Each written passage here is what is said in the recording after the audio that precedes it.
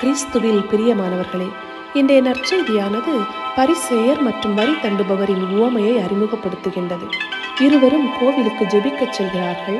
ஆனால் அவர்களின் ஜெபங்கள் மிகவும் மாறுபட்ட மனப்பான்மைகளை வெளிப்படுத்துகின்றன. பரிசேயரின் ஜெபம் நேர்மையற்றது, தற்பெருமை நிறைந்தது. அதே நேரத்தில் வரி தண்டுபவரின் ஜெபம் நேர்மையானது மற்றும் தாழ்மையானது.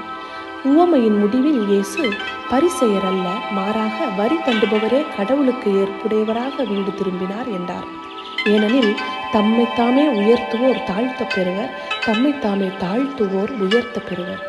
உண்மையான தாழ்ச்சி என்பது நம்மோடும் கடவுளோடும் நேர்மையாக இருப்பதே ஆகும். கடவுளின் கருணையை நாம் உண்மையிலேயே புரிந்து கொள்ளும் போது தாழ்ச்சியை கடைபிடித்தல் நமக்கு எளிதாக அமைகின்றது. ஆண்டவராகிய இயேசுவே, நான் என் வாழ்க்கையை தெளிவாக காணவும் நேர்மையோடும் தாழ்ச்சியோடும் உம்மை நோக்கி பயணிக்கவும் எனக்கு அருள் தாரும்.